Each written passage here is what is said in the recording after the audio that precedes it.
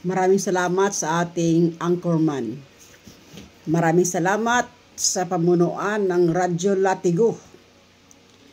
Magandang tanghali na rin sa libu-libong nagsubaybay sa programa ng Radyo Latigo. Isang magandang pagbati mula sa inyo. Ako po ang inyong Ate Dina na lang kung tawagin ninyo ako, si Ate Dina. Bilang unang araw natin dito sa Radyo Latigo at sa ating programa, ipakilala ko sa inyo ang samahan na ito. Ito ay isang asosyasyon na tinatawag nga Philippine Deuterium Divine Wealth Association Incorporated. Samahan na legal nga nakarehistro sa ating Security and Exchange Commission. Meron din tayong BIR registration. Legal po ang ating operation. Kumpleto tayo ng mga legalities. Ito ay samahang binubuo ng 17 Board of Director. Bakit 17? Sang-ayon ito sa 17 regions sa buong Pilipinas. Naglagay tayo ng mga regional coordinator. Naglagay din tayo ng mga provincial coordinator sang-ayon sa 89 provinces sa buong Pilipinas. Meron tayong 1,489 municipalities. Kaya meron din tayong mga municipal coordinator.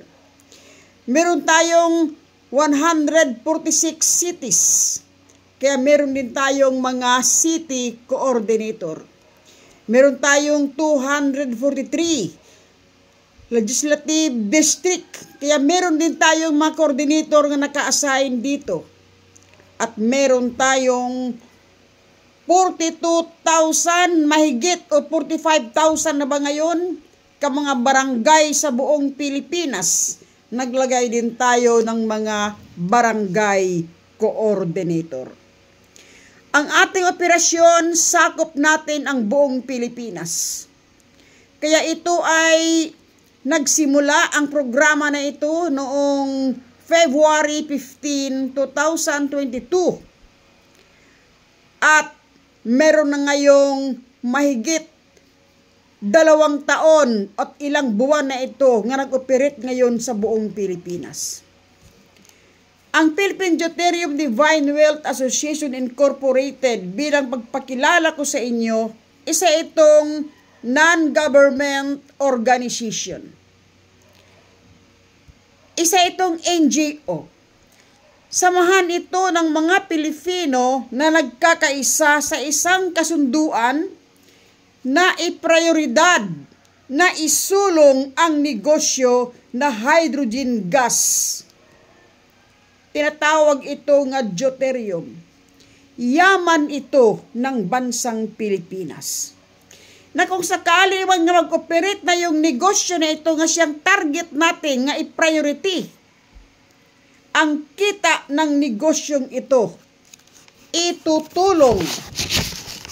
Take note ha, ang kita ng negosyo na ito itutulong natin sa mga Pilipinong pobre.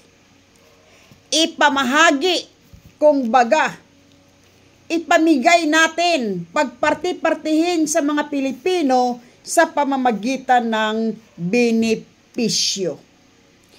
Kaya kung tutuusin, makinig kayong lahat nga nagsubaybay ngayon, isa itong magandang balita nga hatid namin sa inyo. Ang programang benepisyo, handog ng Philippine Deuterium Divine Wealth Association Incorporated, PDDY, sa maiksing salita. Actually, makinig kayong lahat mga kapwa ko Pilipino. Tayo ay hindi nagbibiro. Ito ay napapanahon na ating pag-uusapan ang mga bagay na realidad. Realidad kapwa ko Pilipino. Pero bago ang lahat, unahan ko muna kayo. Sinisigurado namin sa inyo ng samahang ito walang kinalaman sa usapin o kwento ng politika sa ating bansa. Hindi tayo nagbuo ng isang samahan para tumakbo o makikilahok sa party list. Hindi tayo nagbuo ng grupo upang tumakbo sa posisyon sa halalan sa ating bansa. Sinisigurado ko sa inyo nga tayo ay labas sa usapin ng politika. Hindi din natin pag-usapan ng sekta o relihiyon na kinatatayuan mo. Kung anong paraan mo nakilala ang Diyos, bahala ka. Hindi natin pag-uusapan kung Kristiyano o Muslim o tribo o teruray. Wala po. Ang ating pag-usapan dito, dugong Pilipino. Kailangang napapanahon pag-usapan natin ang katayuan ng ating bansa at katayuan mo bilang isang Pilipino. Wala tayong pag-uusapan nga racket o ori ng pagkakitaan nga individual. Okay, no? Tumbok tayo sa ating topic. Ating pag-uusapan ang malaking kayamanan ng ating bansa. Ito yung tinatawag nga hydrogen gas. Isa itong ori ng hydrogen gas nga tinatawag sa ibang termino na deuterium. Ang kwento ng deuterium sa ating bansa, hindi ito chismis. Dahil pinaniwalaan ito ni Ferdinand Marcos Sr. At ibig niya itong iproyekto noong siya ay 20 years nga nanunungkulan sa Malacanang bilang presidente. Hindi lang natuloy ang ninais niyang deuterium. Pinapangarap niya ito, ngay proyekto sa kanyang panahon. Ninais niyang yumayaman ang mga Pilipino sa pamamagitan ng hydrogen gas deuterium na ito. Pinaglaan niya ito ng malaking pundo. May proponent nga isang hindi naman siyentes, si Cesar Escosa, isang dalubhasa nga nahubog sa Aramco. Siya nakadiscovery nito, ngang kayamanan ito nakaimbak sa Pilipinas, particularly sa Surigao. Naniniwala siya. Tapos naniniwala din nito si Cory Aquino, dahil pinuntahan ito ng grupo ng mga siyentes ng Amerikano nga tinatawag nga OPEC. Overseas Private Investment Corporation, ito yung nangyayari sa panahon ni Cory. Ibig nila itong iproyekto, hindi lamang natuloy dahil hindi nagkakasundo ang Amerika at ang Pilipinas. May istorya po ito kung paano sila hindi nagkakasundo. Pangalawa, meron itong bill sa Senado dahil hinain ito ni BBM, Ferdinand Marcos Jr., nung senador pa siya. Hinain niya ito sa lamesa ng Senado nga pag-usapan, proposal, nga pag-usapan o diskubrihin ang yaman na hydrogen gas o deuterium sa Surigao. Hindi lamang natuloy sa kanyang panahon kasi 24 sila, mag-isa lang siya naghain nito. Kaya hindi siya naprubahan. Pangalawang rason nga hindi ito chismis. Ito ay pinapatunayan ng isang Pilipino nga scientist, na ording na scientist. Siya si Anthony Bihalog. Pinapatunayan ni Anthony Bihalog nga itong imbak ng hydrogen gas sa buong mundo nga deuterium dito lamang makukuha sa Pilipinas. Kaya tunay po ito ang deuterium sa Pilipinas. Kung merong mga hindi naniniwala dyan, mananahimik na lang kayo kung wala kayong alam. Huwag na lang kayo magsalita ng labis, baka kakainin niyo pabalik yung inyong mga sinasabi. Tunay ang kwento ng deuterium sa Pilipinas. Marami na itong pagkakataon nga mga scientist na niniwala nito. Kayo pa kaya? Kaya hamon ito sa inyo. Kung wala kayong alam, may mananahimik na lang muna, no? Makikinig na lang muna kung ano yung ending bottom ng ating pinag-uusapan. Itong deuterium na ito nga nasa Pilipinas, nga iproyekto sana ni Marcos noong kanyang panahon, mayroon siyang kasama nga isang abogado nga nakakaalam sa sekreto ng operasyon sana noong oras na yon. Ang abogado na ito, dahil hindi ito natuloy sa panahon ni Marcos dahil nawala siya sa Malacanang 1986 dahil sa EDSA Revolution, naglaho si Marcos buwan ng February. Nanghinayang itong abogado dahil alam niya nga tunay ang kayamanang ito sa Pilipinas at napapanahon siguro nga ating pag-uusapan. Ito yung pinapangarap ng isang abogado na kasamahan ni Ferdinand Marcos Sr. noong iproyekto sana niya ito noong 1986. Ngayon sa ating panahon, ibig niyang matuloy ang proyekto na ito. Ibig niyang buksan ang negosyo na ito muli sa Pilipinas. At ang pangarap niya, kung mabuksan ang negosyo na ito sa Pilipinas, sana ang kita sa negosyo na ito hindi masolo o hindi susuluhin ng isang sakim o isang negosyante nga walang pakialam sa mga Pilipino. Isang negosyante nga pang sarili lamang ang kapakanan. Kaya ang ibig niya nga puhunanan itong muli sa ating panahon na ang kita kung sakaling mabuksan ito, ang kita ng negosyo na ito ipamahagi sa mga Pilipino sa pamamagitan ng benepisyo. Mahabang talakayan po ito. Harinawa, hindi lang ito ang oras nga mag-usap-usap tayo. Sa susunod nga linggo, subaybayan ninyo uli ang programa na ito. Marami tayong pag-uusapan, kapwa ko Pilipino. Ito ang programang handog na benepisyo para sa mga Pilipino nga inaalok ng Philippine Deuterium Divine Wealth Association Incorporated. Dito manggagaling sa negosyo na ito ang benepisyo ninyo. Maliwanag ha? Kasi ang katuwiran niya, katuwiran ng isang nangangarap nito, isang abogado, ang katuwiran niya, ito ay yaman ng bansa. Dapat kung mabuksan ito, makinabang ang mga Pilipino. May ginito ang puso po siya. Tama po ba?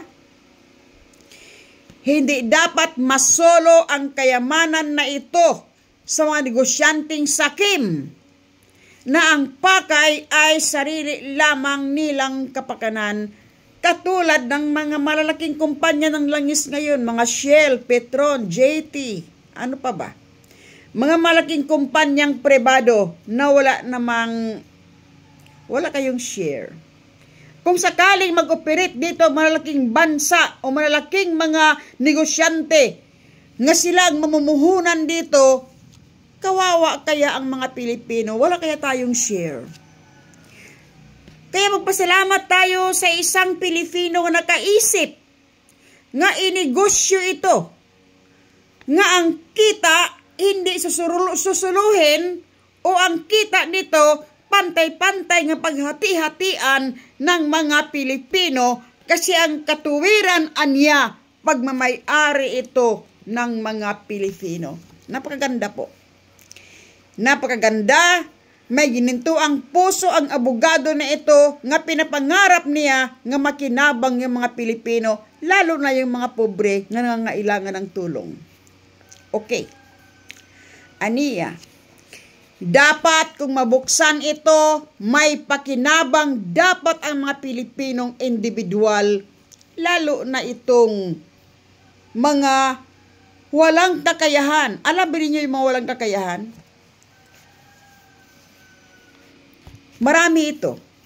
yung tinatawag na poverty line. Mga pobre ito na walang kakayahan. Katulad natin, katulad ko, walang kakayahan. Anong gagawin natin para makinabang tayo dito? Walang-wala nga tayo. Kaya magpasalamat tayo sa mga nagkasanito. Dapat makinabang yung lahat. Alam nyo kung bakit? Magpapasalamat tayo kasi ikaw man, ako, siya, lahat tayo po ay isa sa may-ari ng kayamanang ito dahil tayo ay Pilipino at tayo ang nakatira sa Pilipinas. Tama ba? Kaya napapanahon siguro nga pag-uusapan natin ito. Unang-una, itong hydrogen gas na ito, take note ha, kayamanan ito ng buong mundo. Pinaniwalaan ito na ito yung susunod na enerhiya sa buong mundo. Kasi alam naman nating lahat, ayon sa balita, at hindi lang ito chismis, alam ito ng mga dalubhasa, nga itong langis sa Saudi Arabia, mauubos na. Alam nating lahat yan. Ito, alam ito. So, actually, pinag-aralan nila kasi kung hindi talaga masolusyonan ang problema na ito, hinaharap natin talaga yung global financial collapse. Ano ba sa palagay ninyo kung mawala na yung langis sa Saudi Arabia nga nagsilbi nga enerhiya ngayon sa buong mundo? Hindi ba bagsak ang ekonomiya ng buong mundo? Kaya tensyon ang nararamdaman ngayon sa mga scientists. Kaya actually, pinag-aralan nila ano baga ang magiging kapalit sa gasolina? Kasi ayon sa mga dalubhasa, hindi na po matagal ha. 7 taon o 10 taon pataas, pero 7 taon lang po talaga, wala na ang langis sa Saudi Arabia. Pinaniwalaan nga itong hydrogen gas o deuterium nga dito lang makukuha sa Pilipinas, ito yung kapalit. Kaya alam ba ninyo nga ang lahat ng mga mayayamang bansa nakatutok ngayon sa Pilipinas? Dahil sa ating kayamanan? Kung mga dayuhan ang magnegosyo nito, tiyak nga wala tayong dividendo. Wala tayo hitay mapapartihan. Alam naman natin lahat yan. Kaya para sa pakinabang ng lahat ng mga Pilipino, sa kayamanang ito, ikinasa ng isang abogado ang plano. Makinig kayong mabuti. Sana maunawaan nating mabuti. Malinaw ninyong maintindihan ang mensahe ng ating asosasyon. Okay. Ito ang plano. Itayo sa Pilipinas ang isang malaking korporasyon na pagmamay-ari ng mga Pilipino. Makinig mabuti ha.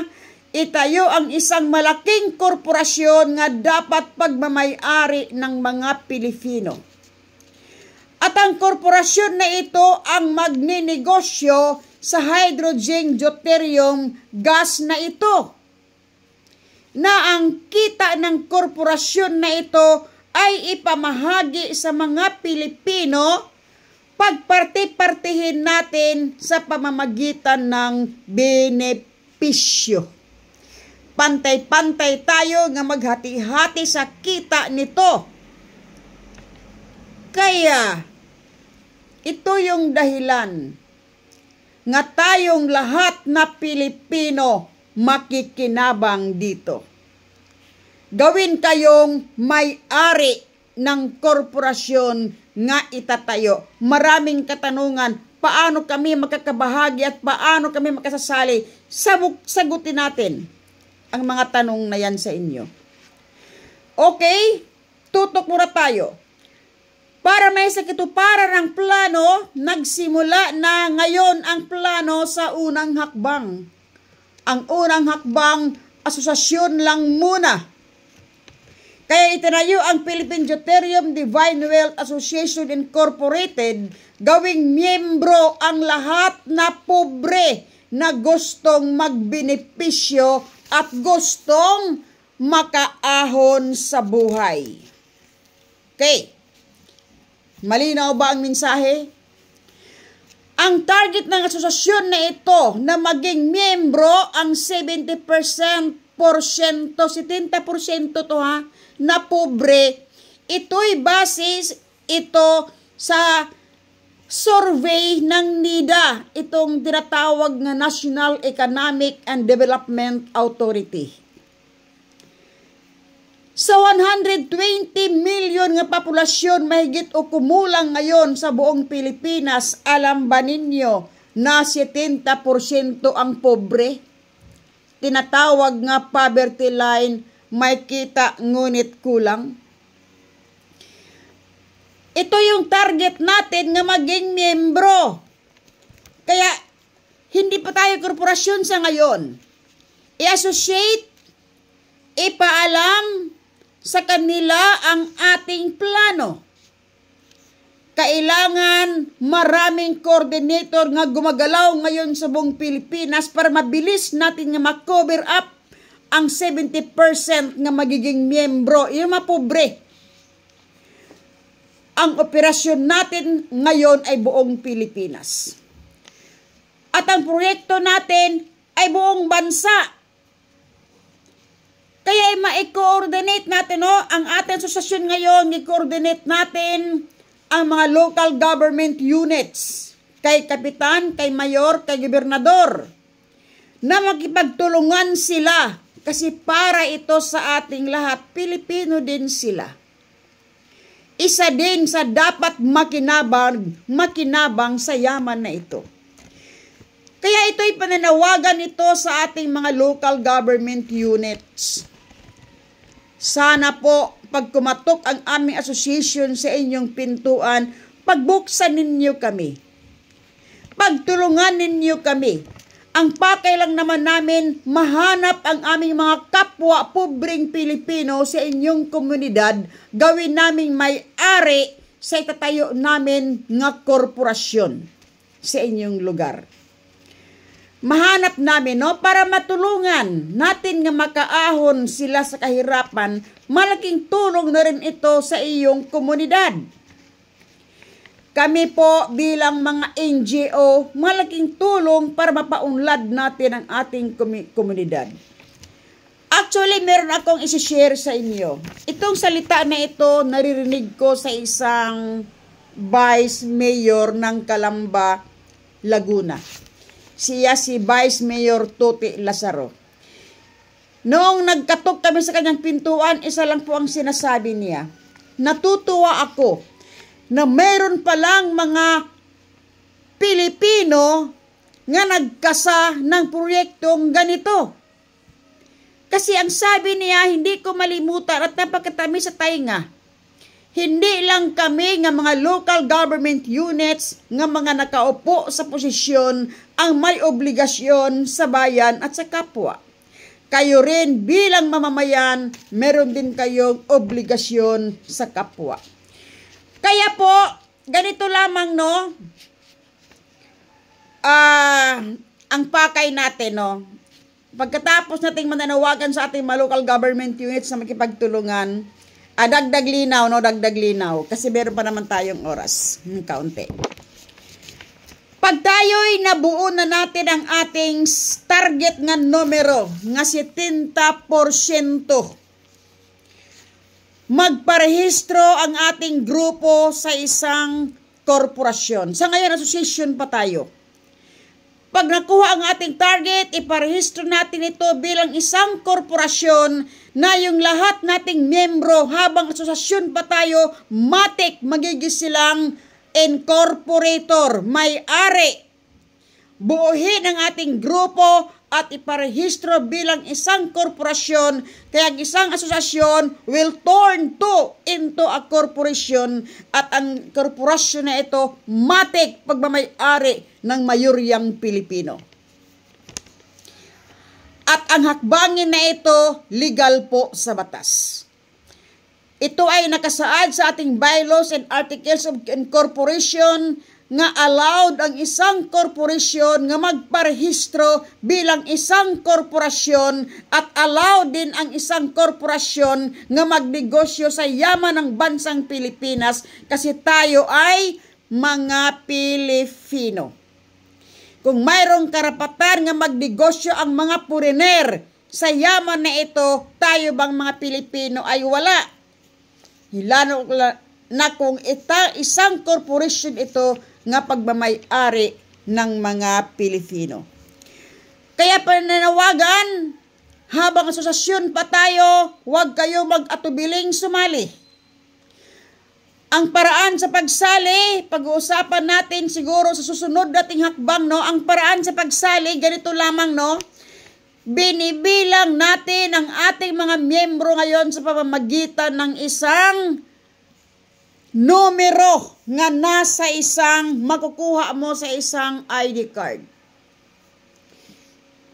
Itong numero nga nasa ID card, tinatawag ito na control number. Sa pamamagitan nito, makilala namin kayo nga kayo ay beneficiaries. Itong nakatawag ito ay membership beneficiaries card. Ang mahalaga dito ay itong numero. Sa pamamagitan ng numero, makakasali kayo sa aming association at magiging may-ari kayo kung aming itayo ang isang korporasyon at of course, pag ikaw ay incorporator, ikaw ay maging bahagi sa mga magbenepisyo.